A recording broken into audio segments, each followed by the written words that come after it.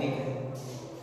तो आज हम लोग क्या पढ़ेंगे, जो अंग्रेज है ब्रिटिशर्स भारत में किस तरीके से आए और अपने भारत में कितने देशों के लोग जो है आके उपनिवेश बनाए हैं, भारत पर शासन किए हैं, वही आज जानेंगे। हमारा टॉपिक है आज यूरोपीय कंपनी का भारत में आगमन, यानी यूरोप के लोग यहाँ पर यूरोप के लोगों को क्या जरूरत पड़ा कि वो भारत को खोजे, भारत में ऐसा क्या उस समय रहता होगा, ये सब हम चर्चा करेंगे।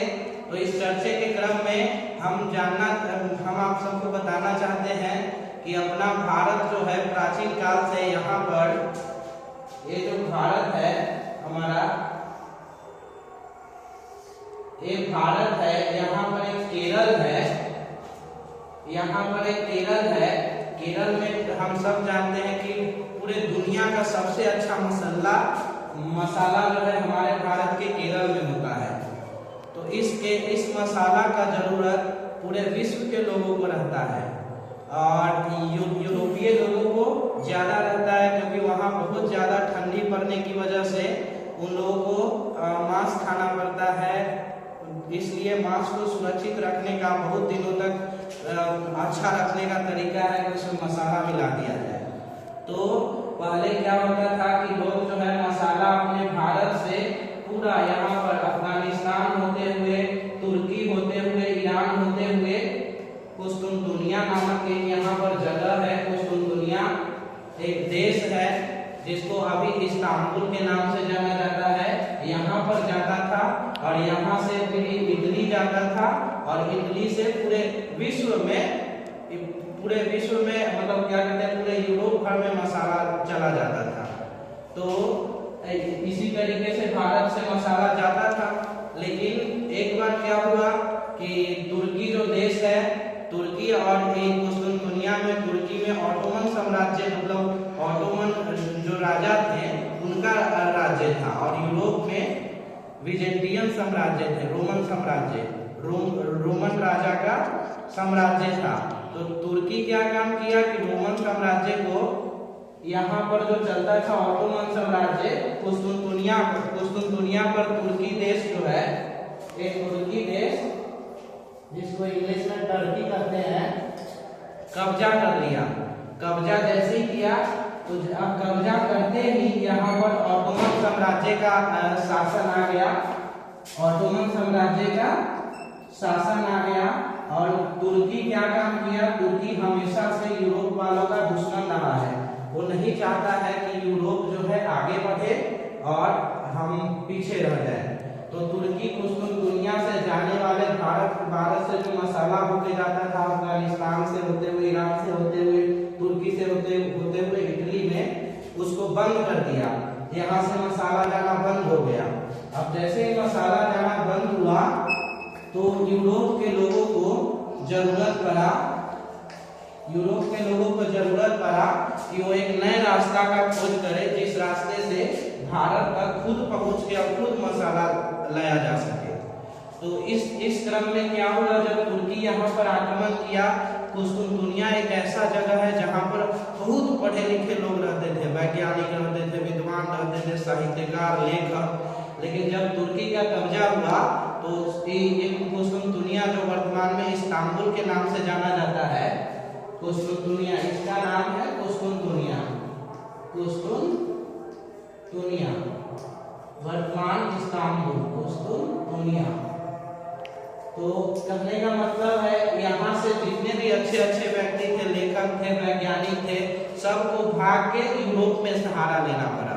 और जब ये लोग यूरोप में गए, यूरोप में जैसे ही गए, हम लोग जानते हैं कि अच्छे आदमी के संग अगर हम लोग रहते हैं तो हम भी अच्छे हो जाते हैं, है कि नहीं? तो हम भी अच्छे हो जाते हैं। तो इतने विद्वान लोग गए यूरोप में, तो यूरोप के लोगों का क्या हुआ, एकदम से मतलब जागरूक हो गए। वहां पर नए नए यंत्रों का खोज होने लगा, नए क्या कहते हैं, कंपास का खोज हुआ, दिशा सूचक यंत्र का खोज हुआ, ये लोग तरह तरह के साहित्य लिखने लगे। और यूरोप इतना आगे बढ़ गया कि यूरोप सोचा कि नहीं, अब हमें क्या करना चाहिए, दूसरे देशों तक अपने पहुंच को करना चाहिए। और समुद्री मार्गों का खोज करना चाहिए। समुद्री मार्गों के रास्ते हम भारत जा सकते हैं। समुद्री मार्गों के रास्ते हम भारत जा सकते हैं, लेकिन भारत जाने में एक प्रॉब्लम है कि अगर समुद्री मार्गों के रास्ते जाए तो समुद्र में समुद्री लुटेरे रहते हैं। तो अगर समुद्री लुटेरे बीच में मिल जाए तो पूरा माल को लूट लेंगे, फिर हम जगह को नहीं खोज पाएंगे। तब क्या हुआ कि तुर्की यूरोप से एक इटली है, इटली जगह है, इटली की जो रानी थी, इटली के जो राजकुमार थे तो हेनरिक, उनका बहुत शौक था कि हम समुद्री मार्गों का खोज करें, हम एकदम समुद्र के रास्ते दूसरे देशों तक पहुंचे। तो हेनरिक अपने देश के नागरिकों को कहता था कि तुम जाओ और खोज करो मार्गों का, नए देश का पता लगाओ, वहां से हम व्यापार करेंगे। तो इसी क्रम में इटली की जो महारानी थी इसाबेल, उन्होंने भी अपने देश से कोलंबस को भेजा कि जाओ जाके भारत के खोज करके आओ। कहाँ है भारत? जो क्या कहते हैं, जहाँ पर मसाला बहुत अच्छा होता है। तो कोलंबस निकला भारत के खोज में। भारत को खोजते खोजते वो पहुंच गया, अमेरिका। और अमेरिका में जैसे ही पहुंचा उसके बाद उसका आगे जाने का हिम्मत नहीं हुआ, वो अमेरिका को ही भारत मान लिया।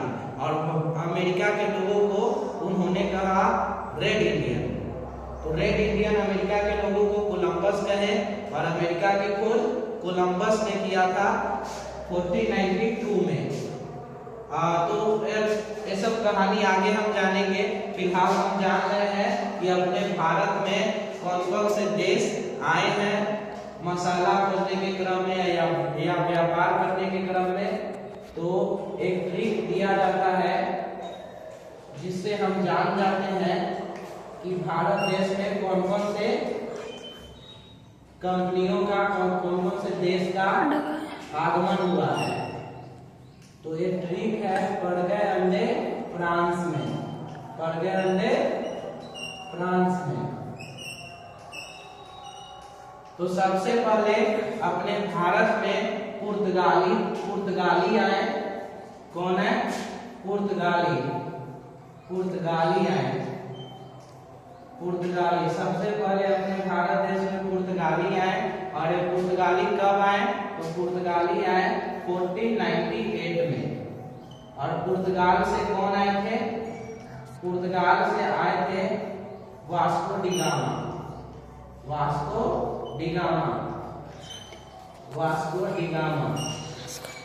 पुर्तगाल से वास्को डी गामा आए थे, 1498 में आए थे।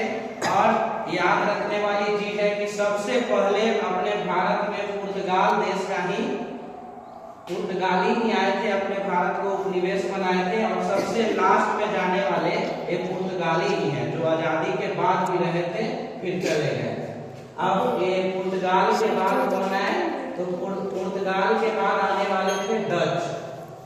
पुर्तगाल के बाद आने वाले थे डच कब आए?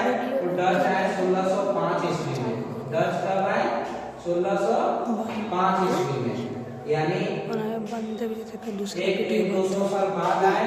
पुर्तगाल के बाद डच आए, डच के बाद फिर अंग्रेज आए, डच के बाद अंग्रेज आए।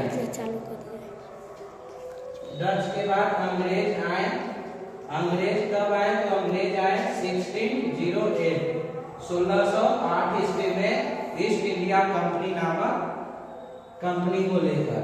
अंग्रेज के बाद आने वाले थे फ्रांसीसी आए। फ्रांसीसी कब आए? 1668 में। नहीं, एक मिनट, थोड़ा मिस्टेक हो गया। अंग्रेज के बाद आने वाले थे डेनिश। अंग्रेज के बाद आने वाले थे डेनिश आए थे 1620 ईस्वी में। 1620 ईस्वी में आए डेनिश।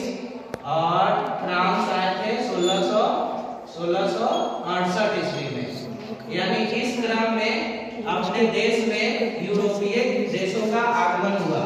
अपने भारत में आने वाले कुल देश हो गए 1, 2, 3, 4, 5। 5 देश अपने भारत में आए थे और 5 देश से कोई ना कोई प्रतिनिधि आए थे। तो इन 5 देशों को याद रखना है। अभी हम बताना चाहते हैं कि पुर्तगाली आए थे 1498 में हमारे देश भारत में और गए थे 1961 ईस्वी में। 1961 ईस्वी में गए थे। पुर्तगाली आते ही अपना सबसे पहला केंद्र केरल के कोचीन में बनाए थे। यहीं पर केरल के कोचीन में ही ये अपना बंदरगाह बनाए थे। फिर यहाँ पर बगल में ही गोवा है, तो गोवा में पुर्तगाली आजादी के बाद तक रहे। लास्ट में 1961 में उनको जाना पड़ा, खदेड़ दिया गया। भारत देश से पुर्तगाली 1961 में गए और वास्को डी गामा डच 1605 में आए थे डच, और डच को जाना पड़ गया भारत से 1759 ईस्वी में। बेतारा के युद्ध में इनकी बुरी तरीके से हार हो गई थी, इसलिए इनको जाना पड़ा।